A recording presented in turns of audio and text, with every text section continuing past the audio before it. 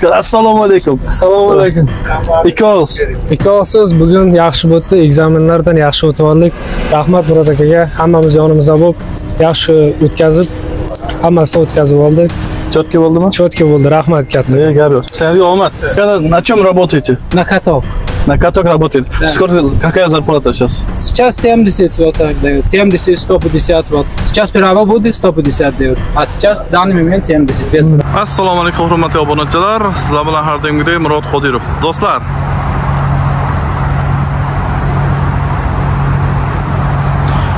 xullas sizlarga ekskavatorga ishlab planirovka qilishni o'rgataman qo'ldan kelguncha, bilganlarimcha.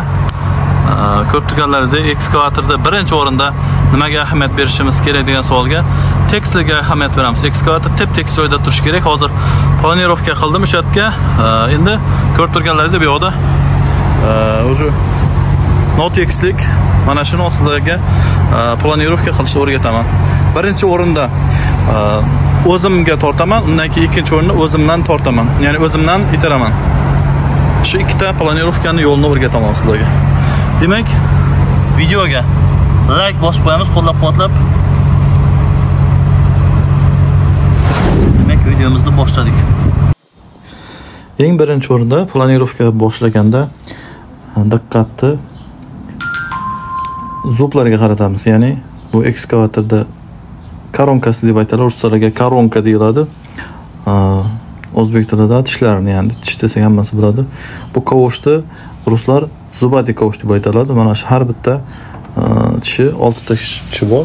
Mana shu tishlarga qaratish kerak e'tiborni. Mana shu tishlar mana ko'rib turganlaringizdek yerga tayab juda ham ko'tarilib ham ketmaslik kerak va juda tushib ham ketmaslik kerak. Mana shu tarzda planirovkani, ya'ni asta-sekinlik bilan o'zimizga tortamiz kovushni.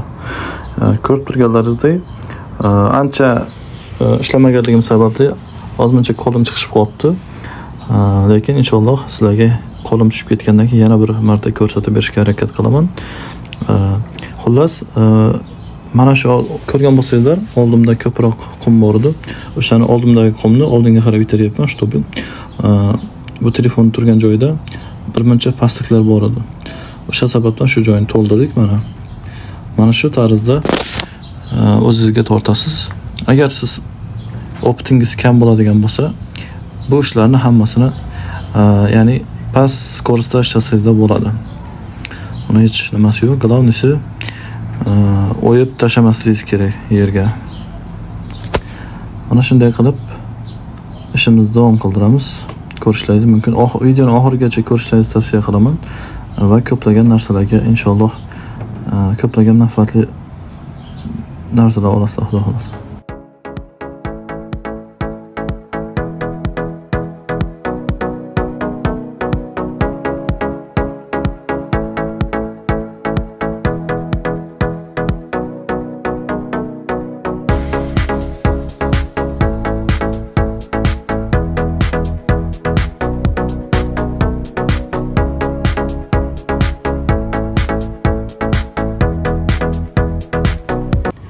Endi shuni naboroti, demak o'zimizdan oldinga qarab itaramiz kovushni. Planirovka ikki xil bo'ladi, ya'ni o'zimizga va o'zimizdan. Mana shunday qilib e'tibor beramiz yana tishlarga. Shu aytganimdek, ko'rgan bo'lsangizlar oldimda juda ham ko'p qum to'planib qolgan. O'shani расчетini olib bir tekis yoyib chiqamiz. Oldini o'zimizdan itaramiz, ya'ni ko'rib turganlaringizdek. Mana shunday qilib. Sizlarga yoqyapti degan umiddaman. Marhamat, oxirigacha ko'ring va o'zingizga kerakli opitlarni oling.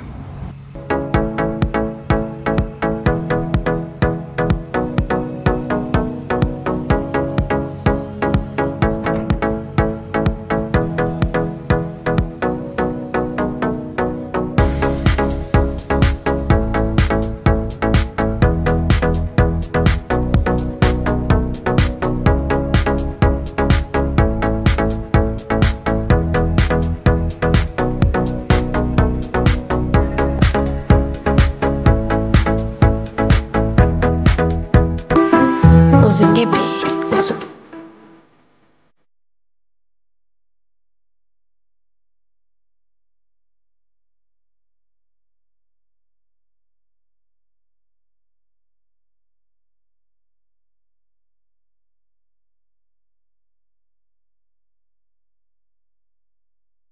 Kim shu ekskavatorda ishlashni xohlasa, prov olib beramiz.